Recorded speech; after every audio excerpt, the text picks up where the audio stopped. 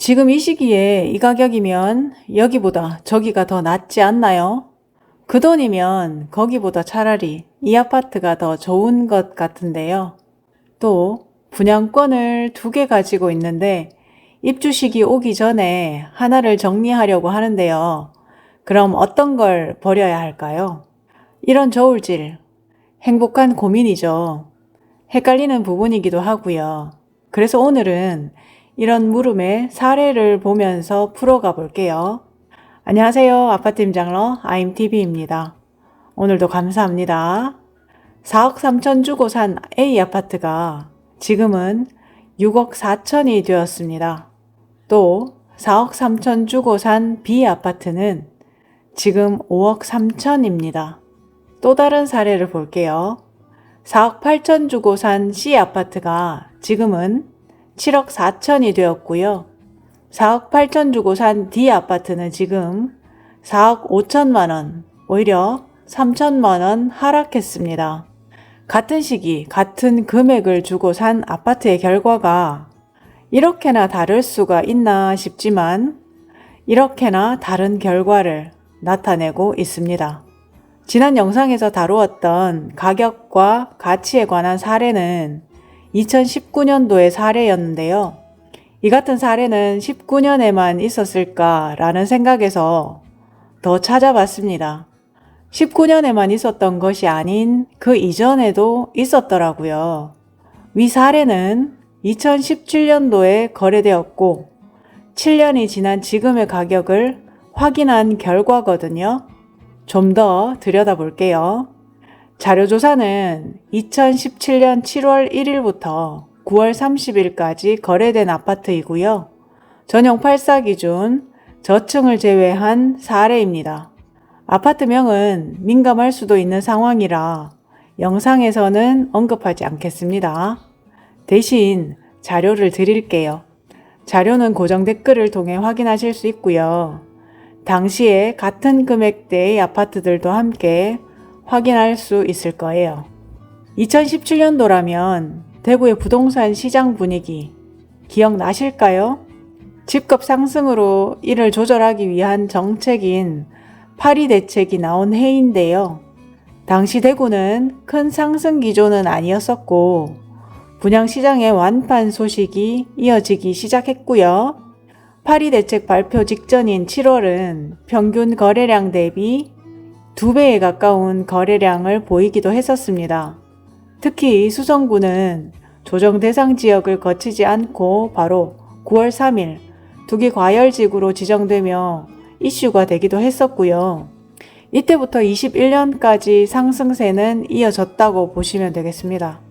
먼저 A 아파트는 2017년 7월 18층이 4억 2,800만 원에 거래되었고요. 평월에 비해 다수의 거래가 이루어졌음을 알 수 있네요. 시간이 지남에 따라 점차 오름세를 보이며 20년 7월 7억 6천만 원의 최고점을 찍고 최근 6억 3,800만 원으로 실거래되었습니다. 17년 대비 2억 1천만 원 상승한 결과를 보이고 있습니다. 다음 B 아파트는 2017년 7월 14층이 4억 3천만 원에 거래되었고요. 거래량은 A 아파트에 비해 많지 않고 시간이 지나 21년 8월 8억 7천만 원의 최고점을 찍고 최근 5억 3,300만 원에 실거래되었습니다. 17년 대비 1억 300만 원 상승한 결과입니다. 왜 이런 결과가 나왔을까요? A 아파트와 B 아파트를 비교해보면 같은 수성구, 같은 동에 소재한 아파트이고요.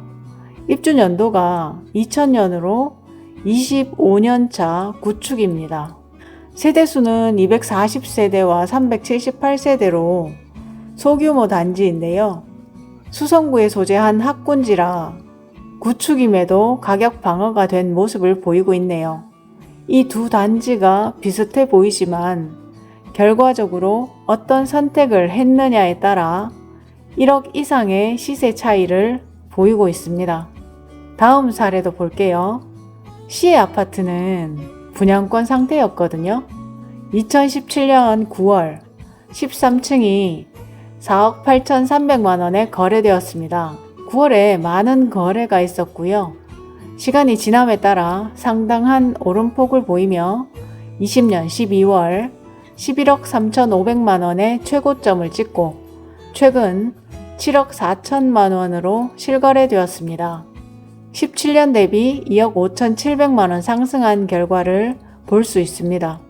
다음 D 아파트는 2017년 7월 14층이 4억 8,100만 원에 거래되었고요.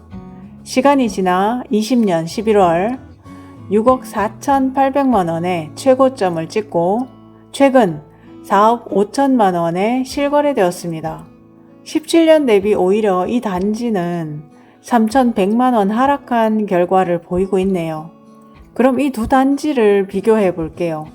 C 단지와 D 단지도 마찬가지 같은 수성구, 같은 동에 소재한 단지이고요. 연식의 차이는 10년으로 2019년 입주한 5년차 신축 아파트와 2009년에 입주한 15년차 아파트입니다. 단지 규모는 비슷한데요. 최고점에서는 상당한 격차를 보였고 결과적으로 약 3억 원의 시세 차이를 나타내고 있습니다. 통상적으로 내 집 마련하면 4, 5년 정도는 보유하실 텐데요. 시간이 지남에 따라 가치가 더해지기도 더 빠지기도 한 결과를 볼 수 있었습니다. 여러분, 앞으로의 대구 부동산 시장은 오를까요? 아님 내릴 것 같으신가요? 2017년 사례에서도 알 수 있듯이 같은 시기에 같은 가격이 같은 가치를 가지고 있다고 볼 수는 없습니다. 지난 과거에서도 알 수 있듯이 부동산은 언제 사서 언제 파느냐에 따라 그 결과의 득실이 가려지는 것입니다. 그렇기에 우리는 불확실한 미래를 예측할 것이 아니라 현 상황에 집중해야 할 것입니다. 내 집 마련을 계획 중이라면 또는 이미 보유하고 계신다면 언제 살 것이며 어디를 사야 하는지 그리고 언제 팔아야 하는지에 집중하셔야겠습니다.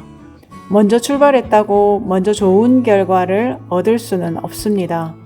저점에 샀어도 파는 시기를 잘 몰라서 손실을 확정 지을 수도 있고요.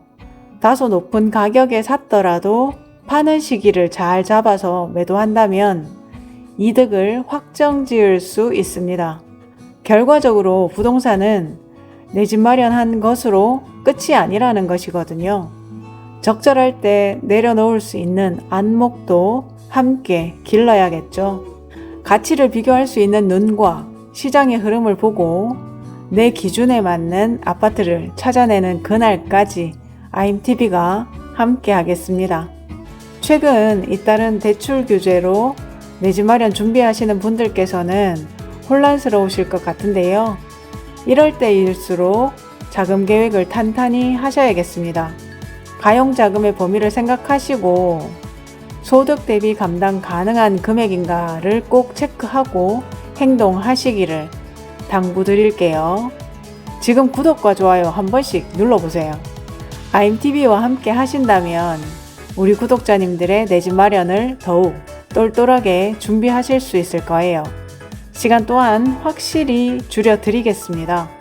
준비한 내용은 여기까지고요. 오늘도 시청해 주셔서 감사합니다.